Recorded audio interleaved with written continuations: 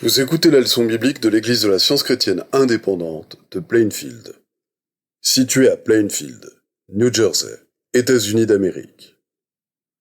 Leçon du dimanche 22 décembre 2024. Sujet: l'univers, y compris l'homme, est-il produit par la force atomique? Texte d'or, psaume. Il y a beaucoup de paix pour ceux qui aiment ta loi, et il ne leur arrive aucun malheur. Lecture alternée, psaume. Dieu est pour nous un refuge et un appui, un secours qui ne manque jamais dans la détresse. C'est pourquoi nous sommes sans crainte quand la terre est bouleversée et que les montagnes chancellent au cœur des mers.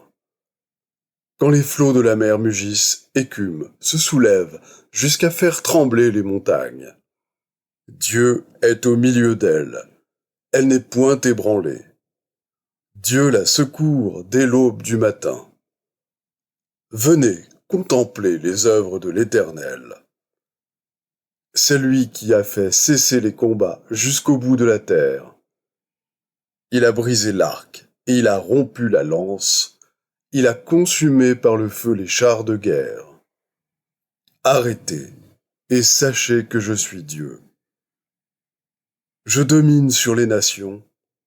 Je domine sur la terre. La Bible. Prophétie d'Ésaïe, fils d'Amoz, sur Juda et Jérusalem. Il arrivera dans la suite des temps que la montagne de la maison de l'Éternel sera fondée sur le sommet des montagnes, qu'elle s'élèvera par-dessus les collines, et que toutes les nations y afflueront. Des peuples s'y rendront en foule, et diront: Venez, et montons à la montagne de l'Éternel, à la maison du Dieu de Jacob, afin qu'il nous enseigne ses voies, et que nous marchions dans ses sentiers. Car de Sion sortira la loi, et de Jérusalem la parole de l'Éternel. Il sera le juge des nations, l'arbitre d'un grand nombre de peuples. De leurs glaives, ils forgeront des hoyaux, et de leurs lances des serpes. Une nation ne tirera plus l'épée contre une autre, et l'on n'apprendra plus la guerre. L'homme au regard hautain sera abaissé, et l'orgueilleux sera humilié. L'Éternel seul sera élevé ce jour-là. Après cela, les fils de Moab et les fils d'Ammon, et avec eux des Maonites, marchèrent contre Josaphat pour lui faire la guerre. Dans sa frayeur, Josaphat se disposa à chercher l'Éternel, et il publia un jeûne pour tout Juda.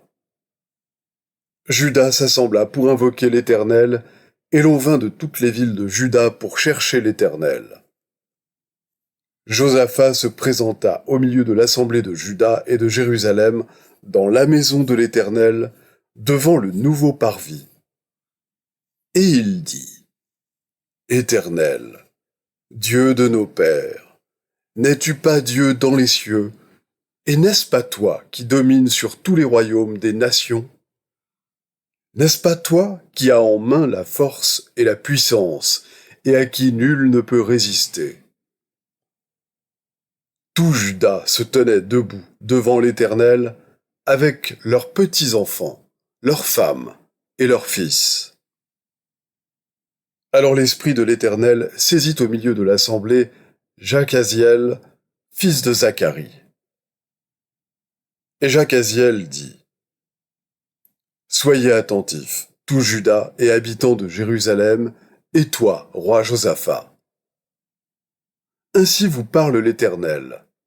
Ne craignez point, et ne vous effrayez point devant cette multitude nombreuse.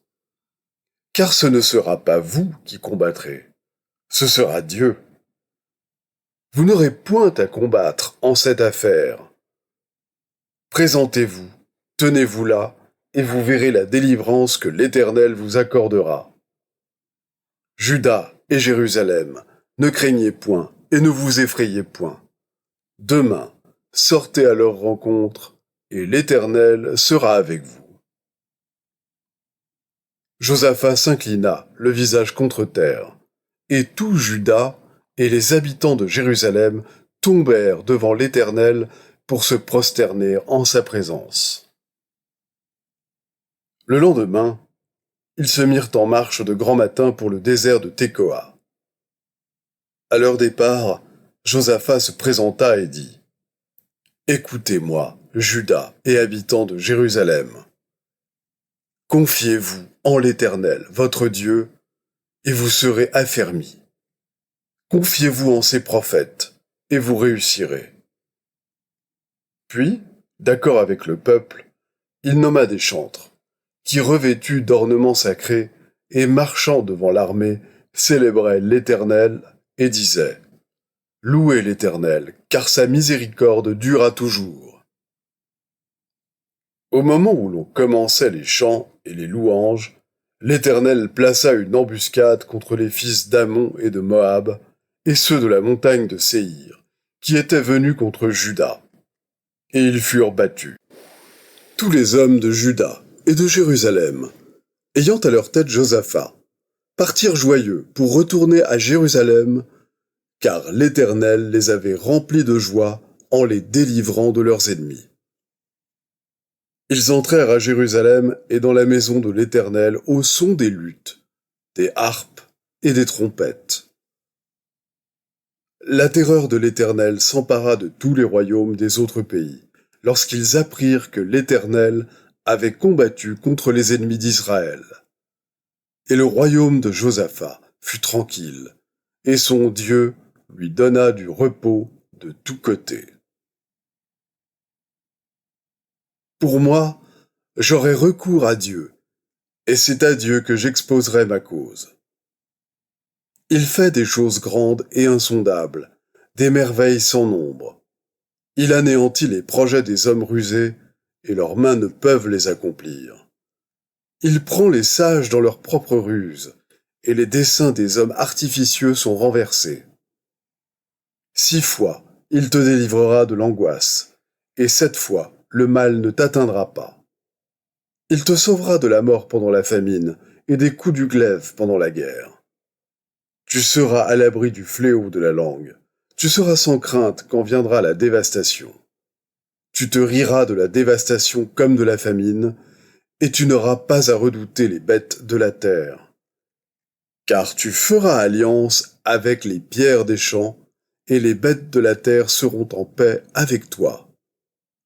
Tu jouiras du bonheur sous ta tente. J'exhorte donc, avant toute chose, à faire des prières, des supplications, des requêtes, des actions de grâce pour tous les hommes, pour les rois et pour tous ceux qui sont élevés en dignité, afin que nous menions une vie paisible et tranquille, en toute piété et honnêteté. Cela est bon et agréable devant Dieu, notre Sauveur, qui veut que tous les hommes soient sauvés et parviennent à la connaissance de la vérité.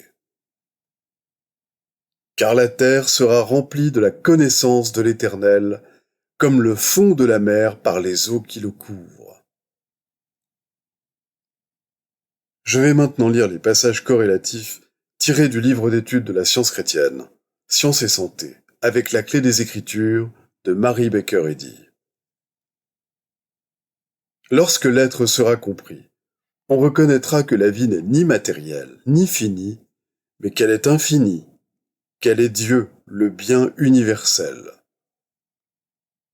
L'éternelle vérité transforme l'univers. À mesure que les mortels se débarrassent de leurs langes mentaux, la pensée s'épanouit en expression. Que la lumière soit. Tel est le commandement perpétuel de la vérité et de l'amour, qui transforme le chaos en ordre et la discordance en la musique des sphères. Dieu crée et gouverne l'univers, y compris l'homme. L'univers est rempli d'idées spirituelles que Dieu développe, et elles obéissent à l'entendement qui les crée. L'entendement mortel voudrait rendre matériel ce qui est spirituel, et ensuite recouvrer le moi originel de l'homme afin d'échapper à la mortalité de cette erreur. Les mortels ne sont pas comme les immortels, créés à la propre image de Dieu, mais l'Esprit infini est en tout, la conscience mortelle cédera finalement aux faits scientifiques et disparaîtra, et le vrai sens de l'être, parfait et à jamais intact, apparaîtra. L'entendement souverain sur toutes ces formations, et les gouvernant toutes, est le soleil central de ses propres systèmes d'idées, la vie et la lumière de toute sa vaste création, et l'homme est tributaire de l'entendement divin. Le monde s'écroulerait sans l'entendement, sans l'intelligence qui rassemble les vents dans ses mains.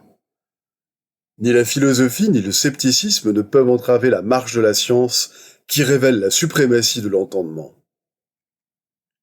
Les minéraux composés ou l'agrégat de substances formant la Terre, les rapports qui existent entre les masses constituantes et les magnitudes, les distances et les révolutions des corps célestes ne sont d'aucune importance réelle quand on se rappelle qu'ils doivent tous disparaître devant le fait spirituel par le replacement de l'homme et de l'univers dans l'esprit. Dans la mesure où cela s'effectuera, on verra que l'homme et l'univers sont harmonieux et éternels.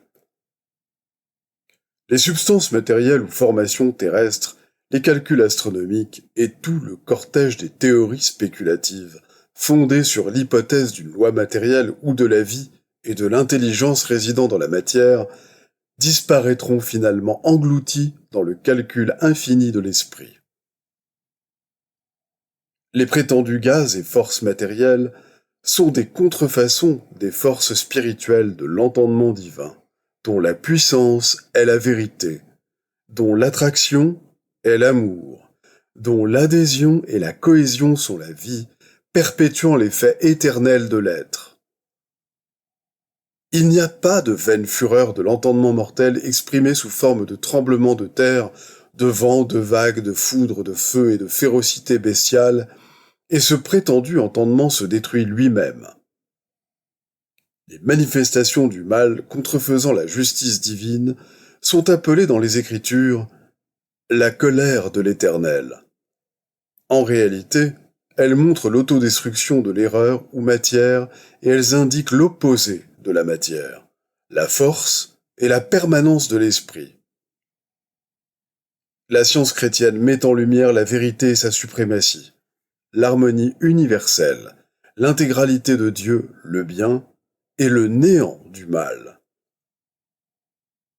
Nous perdons la haute signification de l'omnipotence lorsque, après avoir admis que Dieu, le bien, est omniprésent et qu'il possède tout pouvoir, nous croyons toujours qu'il existe une autre puissance nommée le mal. Cette croyance qu'il y a plus d'un entendement est aussi pernicieuse à la théologie divine que le sont la mythologie ancienne et l'idolâtrie païenne. Avec un même Père, Dieu, tous les membres de la famille humaine seraient frères, et avec un même entendement, Dieu, le bien, l'amour et la vérité constitueraient la fraternité des hommes, et celle-ci posséderait l'unité du principe et le pouvoir spirituel qui compose la science divine. Avoir un seul Dieu, un seul entendement, développe le pouvoir qui guérit les malades et accomplit ces paroles de l'Écriture. Je suis l'Éternel qui te guérit. Et j'ai trouvé une rançon. Lorsque les préceptes divins sont compris, ils révèlent la base de la fraternité dans laquelle un entendement n'est pas en conflit avec un autre, mais où tous ont un seul esprit, Dieu, une seule source intelligente, conformément aux commandements de la Bible. Ayez en vous cet entendement qui était aussi en Christ Jésus. Comprendre clairement que toute inharmonie est irréelle fait percevoir les objets et les pensées sous leur vrai jour et les présente comme beaux et immortels. L'harmonie en l'homme est aussi réelle et immortelle que dans la musique. La discordance est irréelle et mortelle. L'histoire de notre pays, comme toute histoire, illustre la force de l'entendement et montre que le pouvoir humain est proportionnel à ce qu'il représente de pensée juste. Quelques phrases immortelles ayant le souffle de l'omnipotence de la justice divine ont été assez puissantes pour rompre les chaînes du despotisme et abolir le fouet et le marché aux esclaves. Mais l'oppression ne disparut pas dans le sang, et le souffle de la liberté ne sortit pas de la bouche du canon. L'amour est le libérateur.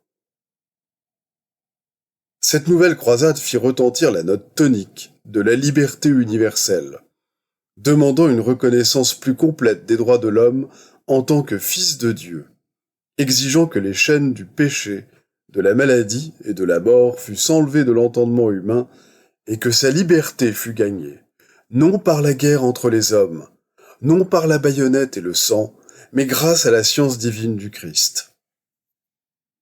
Dieu a établi une plateforme plus élevée des droits humains et il l'a érigée sur des revendications plus divines. Ces revendications ne sont pas exprimées au moyen de codes ou de credos, mais par la démonstration de paix sur la terre, bienveillance envers les hommes. Ce royaume de Dieu est au-dedans de vous. Il est à la portée de la conscience de l'homme ici-bas, et l'idée spirituelle le révèle. En science divine, l'homme possède consciemment cette recognition de l'harmonie dans la mesure où il comprend Dieu. Euphrate, fleuve. La science divine embrassant l'univers et l'homme, la vraie idée de Dieu, un symbole de la gloire à venir, la métaphysique prenant la place de la physique, le règne de la justice. L'univers reflète Dieu. Il n'y a qu'un créateur et qu'une création. Cette création consiste dans le déroulement d'idées spirituelles avec leurs identités qui sont incluses dans l'entendement infini et à jamais réfléchi. Ces idées s'étendent de l'infinitésimal à l'infinité, et les idées les plus élevées sont les fils et les filles de Dieu. La science divine, la parole de Dieu dite aux ténèbres, à la surface de l'erreur, Dieu est tout en tout. Et la lumière de l'amour toujours présent illumine l'univers. Les devoirs quotidiens de Mary Baker Eddy. Prière quotidienne. Il sera du devoir de tout membre de cette Église de prier chaque jour. Que ton règne vienne, que le règne de la vérité, de la vie et de l'amour divin soit établi en moi et élimine de moi tout péché, et puisse ta parole enrichir les affections de toute l'humanité et la gouverner. Règles pour les mobiles et les actes. Ni l'animosité, ni un attachement purement personnel ne doivent déterminer les mobiles ou les actes des membres de l'Église mère. Dans la science, l'amour divin seul gouverne l'homme, et un scientiste chrétien reflète les 12 aménités de l'amour en réprouvant le péché et en manifestant un véritable esprit de fraternité, de charité et de pardon. Les membres de cette Église doivent journellement veiller et prier, pour être délivrés de tout mal, pour ne pas prophétiser, juger, condamner, conseiller, influencer ou être influencé d'une manière erronée. Vigilance face au devoir. Il sera du devoir de chaque membre de cette Église de se défendre journellement contre la suggestion mentale agressive et de ne pas se laisser entraîner, à oublier ou à négliger son devoir envers Dieu, envers son leader et envers l'humanité. Par ses œuvres, il sera jugé et justifié ou condamné.